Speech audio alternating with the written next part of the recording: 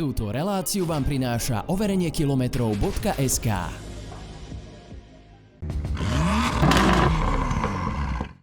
Vítajte pri ďalšom videu Buzzmania.sk. No a dneska riešime garážový nález.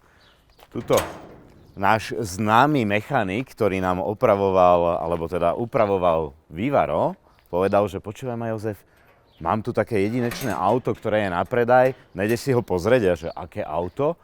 No a reku, že poslal mi fotky, povedali sme si, poďme ho pozrieť. Čiže je to parádny garážový nález, ktorý je tuto v bordeli, dúfam, že prejdeš. Že toto je ono, že? To je ono, No, ako je z náhľadovej fotky už jasné, tak máme tu Shelby Cobru. No, počuj, čo mi povieš teda k tomu autu? Koľko tu stojí, lebo vyzerá, že tu stojí tak 28 rokov. Tak 28 rokov to není, je to niečo cez 2 roky. No a dovtedy, akože medzi tým, ako celkom slušne sa zaprašilo za tie 2 roky. Tak je, jak si povedal, zaprašené kvôli tomu, že sa na ňom 2 roky nerobilo. No. Takže trošku už má takú patínu prachovú. Ale každopádne je to na dobrom progrese, nakoľko pôvodná stavebnica, ktorá prišla, bola, dá sa povedať, že nepoužiteľná do premávky absolútne. Takže vlastne sme začali ju prerábať do stavu, aby mala nejaké jazdné vlastnosti. Pôvodná zadná náprava bola z BMW 32. Tu sme vlastne rozhodli ako prvú vyhodiť. Takže sa tam dala vlastne IRS náprava z Jaguaru. Predná náprava bola tiež z BMW. Tu sme zachovali, akurát sme teda museli ju celú upraviť. Pretože tam bolo vlastne riadenie z Volkswagenu T4. Čo má vlastne opačne, pretože je pred nápravou. Áno. A zložitým mechanizmom, ktorý bol 2 cm od zebe, sa to vlastne prepákovalo, aby to zazačalo, čiže to bolo úplne. To znamená, že auto prišlo v nejakom stave a už ste začali prestavbu. Zašlo v stave takom, že vlastne malo BMW 12 válec motor, zadnú nápravu tiež z BMW, vlastne to bolo postavené, že na tom šasi boli komponenty z BMW. A sem sa zmestil 12 válec. Zmestil sa, ale už dneska, keď sme zistili, ako by sme to lepšie dopasovali, už by sa nezmestil, pretože vlastne tá kasia bola kvôli tomu trošku podvihnutá. A keď to má byť na mieste, tak už by sa nezmestil, akože nejak to tu bolo. No v tomto Castlíku boli len riadiace jednotky k tomu autu. Áno. Takže čiže BMW motor išiel kére. Išiel von. Hej. Máme dokonca natočený záber, ako motor v tomto aute štartuje.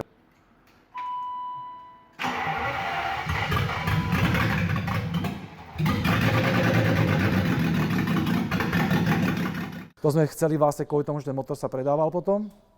No a začali sme rezať vlastne, no lebo sme si pozreli vlastne to najlepšie zo všetkých replík tejto Cobry.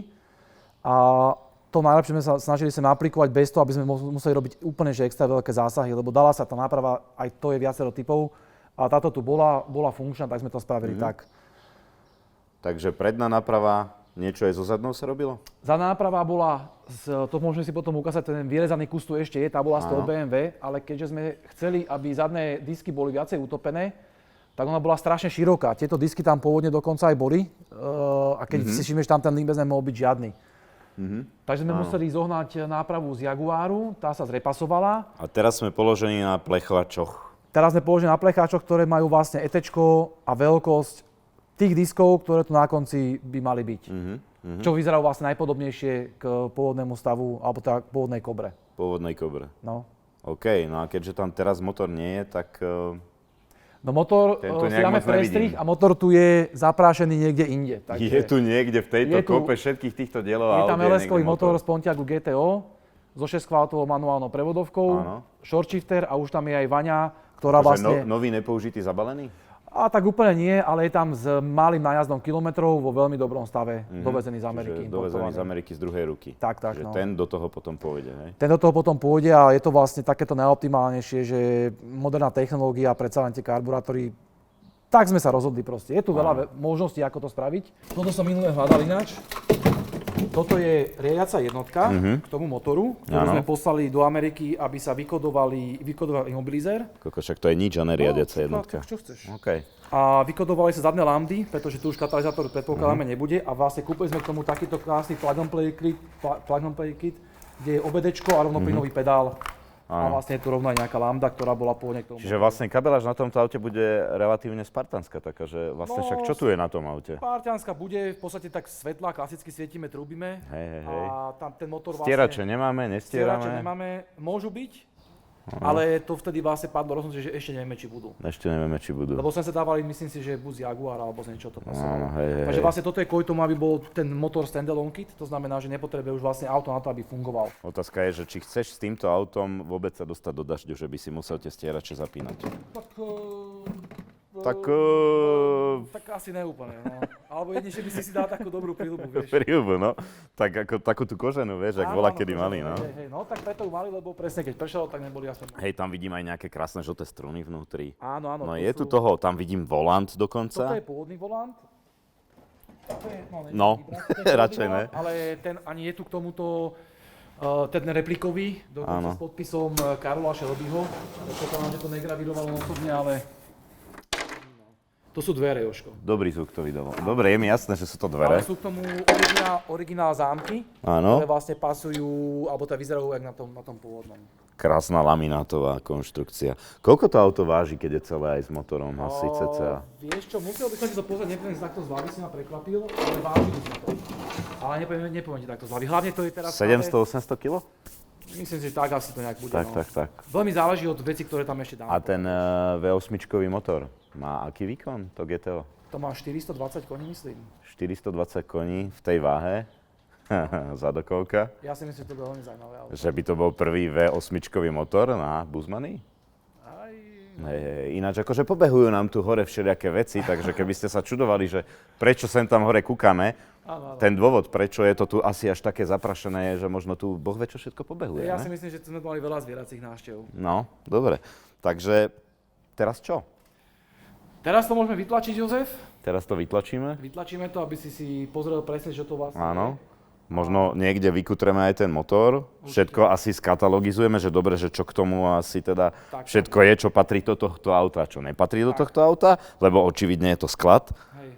Je to taký sklad tohto auta a ešte iných aut. Viacej, no. A tu okolo by som povedal, že je ešte kopu ďalších vecí. Je to tu dosť veľa toho rozobrať. No dobre, tak ideme tlačiť.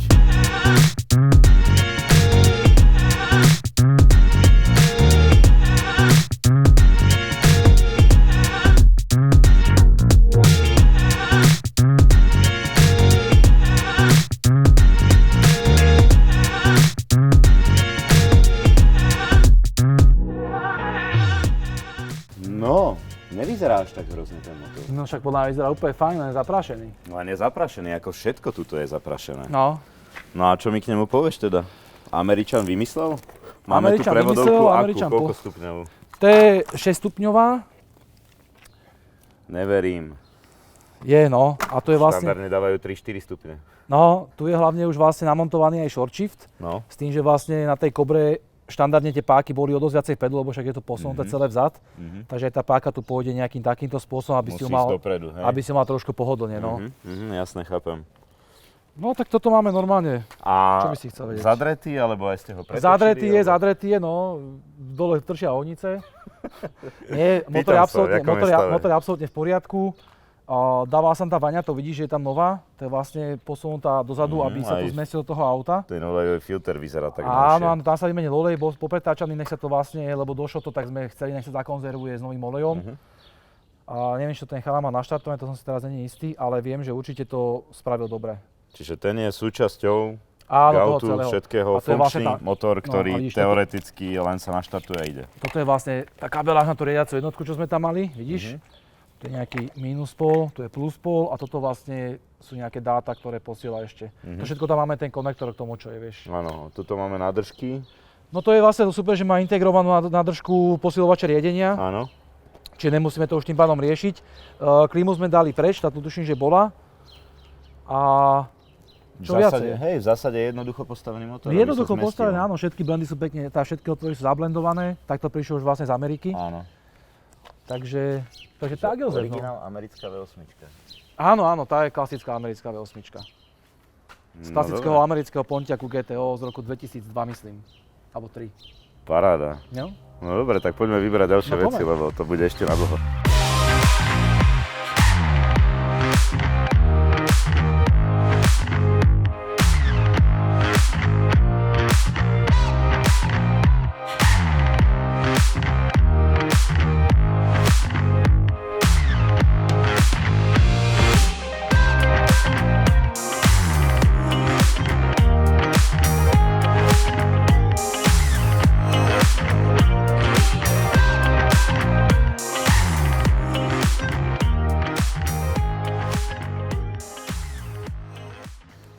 Každé auto treba otestovať a sadnúť si do neho, že či sa budeš dobre cítiť. Ale dobre to bude.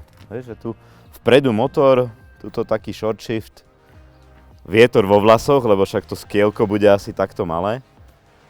Alebo dážď vo vlasoch. No, testujem, že jak sa v ňom sedí. No tak akože ono ešte by sa sedelo, keby to už bolo v aute. Kokos, ale neviem si... Ty vole, som starý chrend, volejbalu.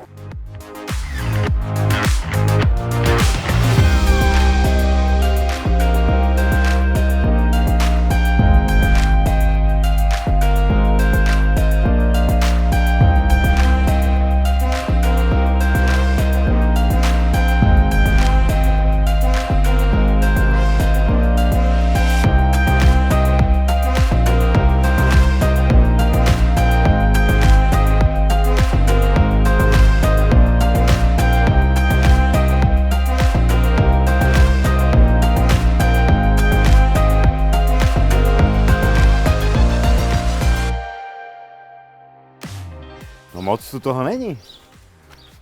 Vyzeralo to také plné, to bude asi tým, že je to len dvojmiestne. Áno, bude to len dvojmiestne, hej no. Dobre, ale teraz už konečne teda vidím ten zadný Zadnú diferenciál. nápravu, áno. Celá. No, tuto vlastne sme to museli v tejto časti celé urezať. Áno. Pretože súčasťou rámu bola tá nápravnica zadná BMW.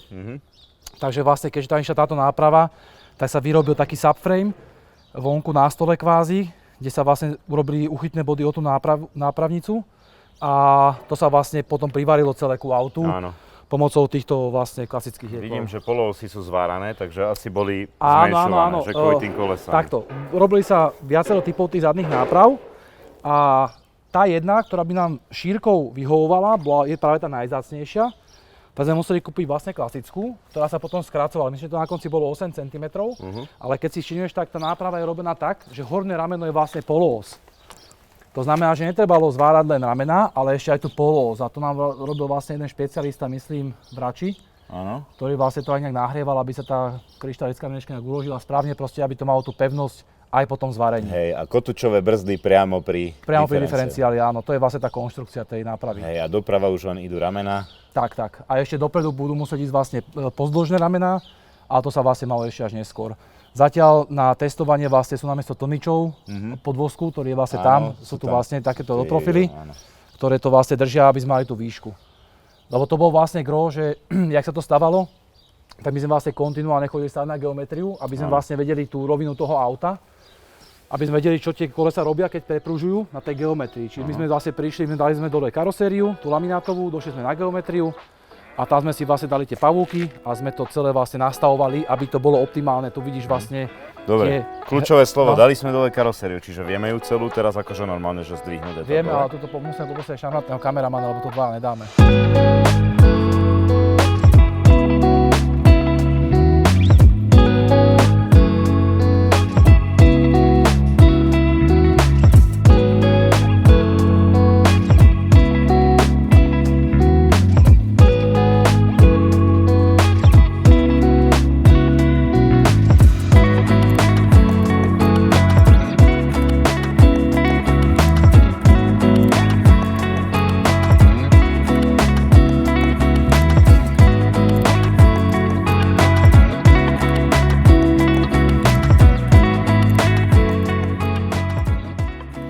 Karosériu máme teda už dole a je to v zásade relatívne akože jednoduchá konštrukcia. Tá sa bude ešte nejako upravovať, že? Tá sa ešte bude upravovať. Vlastne skončili sme v tom bode, že sa práve nastavila poloha zadnej nápravy voči šasi. To sú vlastne tam také dištančné podložky, keď to víš uvarené. Nebolo to ešte, nie je to finálne povarené celé, lebo vlastne tam to zastavilo. To sa bude robiť vlastne plán bol, že ten plech, ktorý je tu v strede, sa vlastne tiež vyreže a urobí sa tu vlastne taká tá žeriová konštrukcia, jak býva na tých replikách, aby to vlastne spevnilo tú tuhosť tej karose, alebo teda toho rámu. Čiže tu bude ešte taký tunel. Áno, tu pôjdu trúbky, alebo teda nejaký okel, ktorý bude vlastne previazaný a ten potom na konci bude zakrytovaný nejakým hliníkovým plechmi, aby sme sa teraz zbavili nejakej váhy, ktorá tu nie je nevyhnutná. Áno. No a predok, tá prvá náprava bola práve tá najzaujímavejšia, lebo tiež bol problém s tou jej šírkou, lebo vlastne to etečko bolo úplne divoké.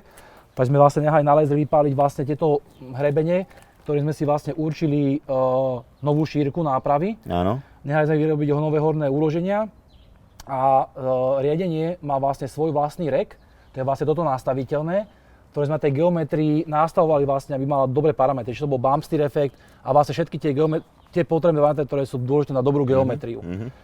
Tam sme zastavili s tým, že vlastne to nastavené bolo, takže vlastne už keby sa teraz v ďalšom kole mal usadzať motor, tak by sa ten rek už urobil normálne, ale už máme tu polohu riadenia, kde to riadenie má byť. Áno. V tom bode by sa vlastne vyrobili aj úplne nové výpálky týchto všetkých držiakov tej nápravy. A tak no. Čiže prestavba tohto šasy, dobre hovorím? Áno, šasy to môžeme volať. Tohto šasy je tak akože zatím tak na 30%?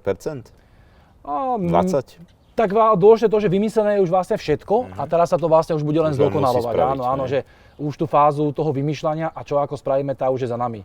Teraz sa bude riešiť už finálne veci, ako to tá vlastne realizácia robíme. ako taká. Áno, lebo toto je vlastne tiež urezaný kus nápravy z BMW 32, vieš. Áno. A toto tak, no toto už nie, ale toto áno. Čiže vlastne to všetko pôjde preč, aby tu nebolo toľko materiálu a urobí sa to tak, aby to bolo dosť pevné, ale zároveň už vlastne minimálne také, ako to má byť. Hej, pozerám, že ono je to už asi v Komaxite, že? Bolo to nejaká povrchová úprava, áno, hej. Čiže potom by sa to asi celé ešte raz opieskovalo a dalo celé do Komaxitu. Áno, no keď si všimneš, vlastne tu bolo pôvodne uloženie aj toho horného tlmiča, čo sme vlastne odrezali ale my sme našli, lebo to malo absolútne zlú geometriu. To musíš mať nejaký zákon, vieš, tie parametre musia byť dodržané, čo tu neboli. Čiže to auto bolo viac menej príliš ťažké a nefunkčné, že? S tým V12 podľa mňa to by bolo nepojazdné. To by sa nedalo s tým ani jazdiť. Tam akože to nebol ani záklon, to bol, by som povedal, že skoro predklon. To riadenie bolo opačné, to bolo tak akože bolo to, že jazditeľné, ale taký Frankenstein. Žiadne šoférske auto, to by proste bolo nejaký taký dinosaurus proste. A s tým ťažkým motorom hlavne. No dobre, a časovo, že kebyže teraz si poviem, že OK, tak ja ho zoberiem, kúpim ho, tak robilo by sa to asi všetko tu, že u teba? Robilo by sa to tu, hej. No s tým, že vlastne dielom tej konštrukcie je vlastne kamoš, Tomáš, o ktorom som ti hovoril, ktorý vlastne tieto kobry už nejakej mu preší rukou, takže vlastne on je to najväčšie, čo k tomu má povedať, len nemohol dneska prísť. No. A ja som není otec tej konštrukcie, on je otec tej konštrukcie a ja mu vlastne pomáham s tými vecami, lebo samému sa tu niektoré veci veľmi zle robia a hlavne ona to nemá miesto a toľko času, aby si mohol zalandiť dielňu, vieš.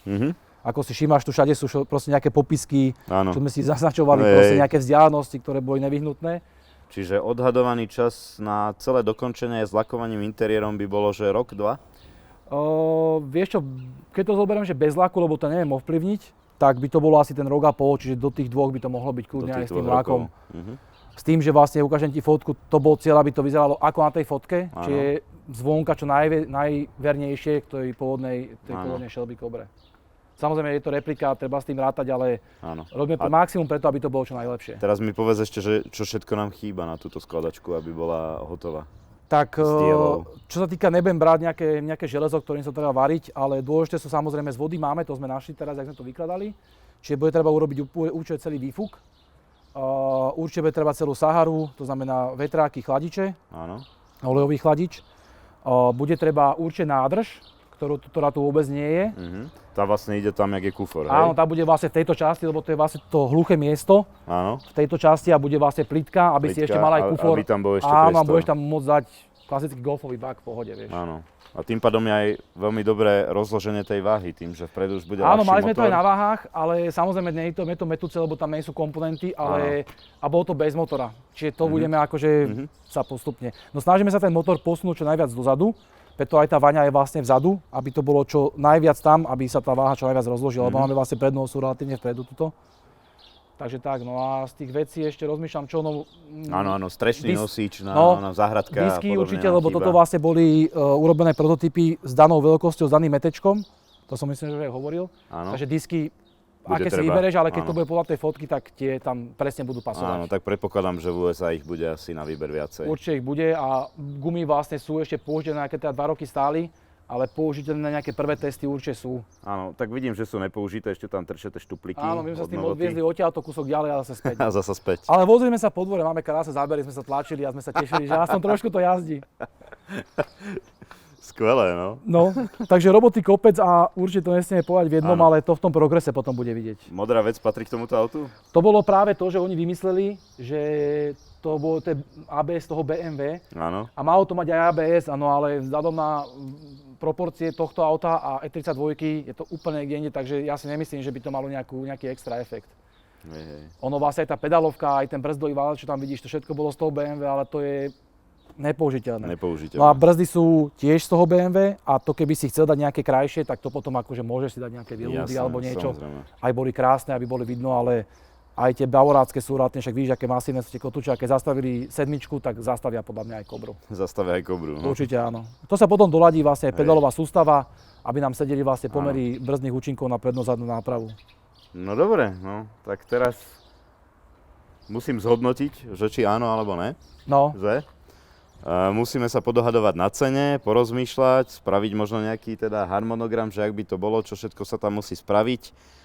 A podľa toho sa rozhodnem, že či do toho idem alebo ne. A otázka, že chcete, aby sme mali V8 Shelby Cobra, krásny kabriolet, alebo radšej máme ísť zasa do nejakej Škody Octavie? To je tá otázka, že? Škoda Octavia bude určite lepšia ako toto. Škoda Octavia, ja si myslím. Dobre, ideme. Ne, akože fakt nad tým budem musieť porozmýšľať a vydajte dole do komentárov, že áno alebo nie. A vidíme sa pri ďalšom videu. Čaute. Ty nechceš sa aj rozlučiť? Aha, tak čaute. No dobre, to sa mi páči, to tam asi aj necháme.